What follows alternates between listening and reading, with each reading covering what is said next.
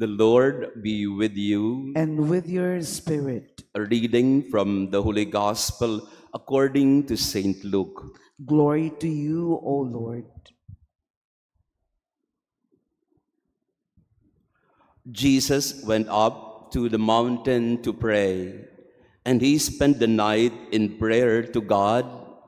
When day came, he called his disciples to himself, and from them he chose 12, whom he also named apostles. Simon, whom he named Peter, and his brother Andrew, James, John, Philip, Bartholomew, Matthew, Thomas, James the son of Alphaeus, Simon, who was called a zealot, and Judas the son of James, and Judas Iscariot, who became a traitor. The Gospel of the Lord. Praise to you, Lord Jesus Christ. Please be seated. Praise be Jesus Christ. Now and forever. Good morning, dear friends, brothers and sisters. Pakibati ng good morning ang ating mga kasama ngayong umaga. Beautiful Monday morning to be together in prayer. To our online parishioners, thank you for celebrating with us the feast of Saints Simon and Jude. Kung yung tambalang ito ay may sikat, talo si Simon dahil masikat si Saint Jude. Basically, we know him as Saint Jude Thaddeus, the patron saint of lost causes and desperate situations.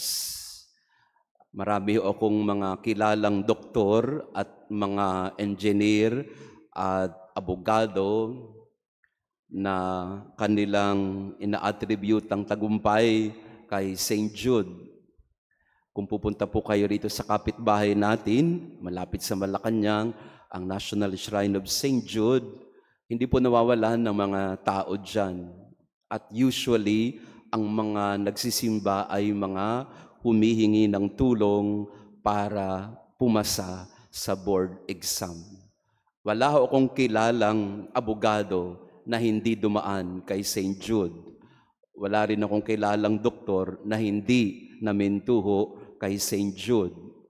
Parang sa kanilang pag-unawa o siguro sa marami sa atin, ang desperate situations talaga will call on Saint Jude. Yan. Pakitanong ang katabi mo, nagdasal ka na ba kay Saint Jude at one point or another in your life? Yan. Yan. Sa mga desperada. Pero hindi natin alam, saan ba nanggaling yung tradisyong ito? Wala hong nakakaalam. No? Maraming mga teorya. Isa na doon ay dahil si Saint Jude ay kapangalan ni Judas, no? Ni Judas Iscariot. Ito po, mga ecclesiastical chismis na lang ito. No? Kaya dahil kapangalan, kapangalan ni Judas na nagtatuwa kay Jesus o nagkanulo kay Jesus, kaya walang nagdadasal kay Saint Jude. Kasi baka sa pagdarasal nila, si Judas pala ang dinadasal nila. Kaya wala nagdadasal. O dahil walang nagdadasal, edi mas madaling makatulong sa isang teorya yon. Pangalawang teorya nila ay dahil sa Saint Jude ay in-endorse ng dalawang santo, no? Ni Saint Bridget of Sweden in the 14th century and Saint Bernard of Clairvaux. Sabi mo ni Saint Bridget, nagpakita daw minsan ng Panginoon sa kanya in a vision and told her, Bridget, try to promote the devotion to Jude, to Jude Thaddeus, my apostle, because he is one whose heart is always affectionate and loving to those who would come to him. So it was the Lord himself, sabi ni Saint Bridget, ang nag-endorse kay Saint Jude na i-promote ang kanyang devotion hanggang sa ating panahon. Siguro in one way or another, tama yon. Dahil ang pangalan ni Saint Jude ay Thaddeus, Luke calls him as Judas son of James, but Matthew and Mark calls him Jude Thaddeus or Judas Thaddeus. And Thaddeus in Hebrew means tada. And tada refers to the breast. Tada refers to the heart or refers to love and affection. So I would say that the theory about St. Jude's love for us or affection for us comes from his name itself, tada, meaning heart, breast, love, affection, commitment, fidelity. St. Jude Thaddeus is considered as the patron saint of lost causes and desperate situations. But we would rather reflect on the pairing of Simon and Jude. Simon is called the Cananean by Matthew and Mark and called the Zealot by St. Luke. Cananean because he does not come from Cana, but Simon the Cananean because Cana in Hebrew means to be ardent, to be zealous, to be jealous of. So Zealot and Cana mean the same thing. St. Jude, or rather St. Simon the Cananean or Simon the Zealot, was somebody who was so passionate and committed about his faith. Jude, on the other hand, is considered as one of the families of Jesus, or one of the family members of Jesus, because he is connected with James, who became the leader of Jerusalem when Peter went to Rome. So in one way or another, we find that these two disciples or apostles were rather unknown compared to the others, like Peter, James, and John. But in their life, you find that passion for their faith. Jude for his love, tada. Simon for his kana, for his zeal and commitment. And both of them, of course, at the end of their lives, offered their lives for the Lord. But if you look at the list of the apostles, you would find the diversity of the apostles that Jesus called. So Simon the Cananean, or Simon the Zealot, or Simon Cana, was somebody who was so opposed to Matthew, who was the tax collector. Hindi mo pwedeng mapagsama ang isang silot at ang isang tax collector. Kasi ang isang tax collector, kalaban ng bayan, traidor sa bayan. Ang isang silot, kagaya ni Simon, ay isang taong handang mamatay para sa bayan. Kaya kung tutuusin, hindi natin maintindihan paanong tinawag ni Jesus yung dalawa, pinagsama pa sa isang grupo ng kanyang mga alagad.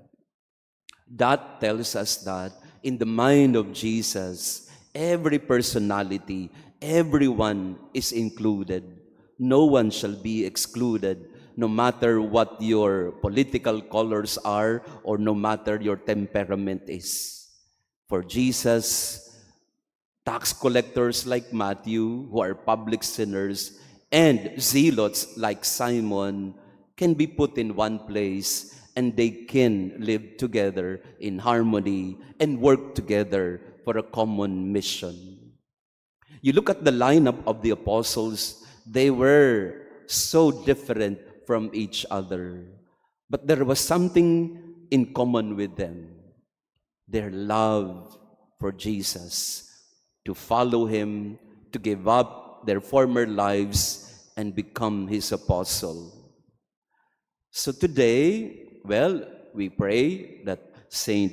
Jude will listen to our desperate situations, but more so, I think we would like to imitate their commitment and fidelity to Jesus more than anything else. For Simon, he was passionate about defending his country, but he turned away from this, from his so-called being a zealot, so that he can be a passionate and ardent disciple of Jesus. For Jude, he was some sort of a family of Jesus, and then he showed it by his commitment and fidelity to him. It is said that Saint Jude was someone who was so loving, who was so affectionate, like John. If there are similar temperaments in the list of the disciples of Jesus, ang magkapareho ng ugali ay si Jude Thaddeus at si John. Pareho silang puso. Si Simon the Zealot naman, ang kaparehong ugali niya ay si Peter. Mapusok. Pero kahit na magkakaiba ng ugali, nandun yung kanilang pagkakapareho ng pagmamahal at pagsunod kay Jesus. Kaya sa misa nating ito, we take our inspiration from Saints Simon and Jude. Different personalities, different temperaments, yet they were of the same mind and heart when it comes to loving and following Jesus. May we have the same in our lives, in our families. Magkakaiba ng ugali, magkakaiba tayo ng mga preferences, magkakaiba tayo ng paninindigan, magkakaiba tayo ng mga paniniwala sa buhay.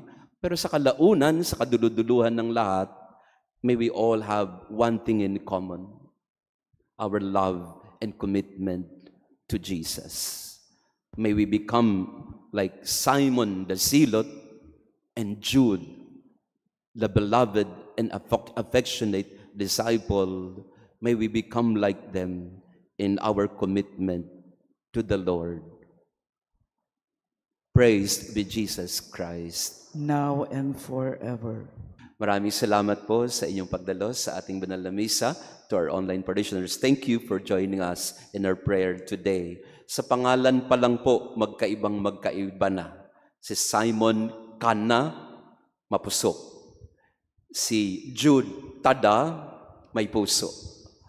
Magkaiba, pero parehong nagmahal, nag-alay ng buhay kay Jesus. May we be like that in our family.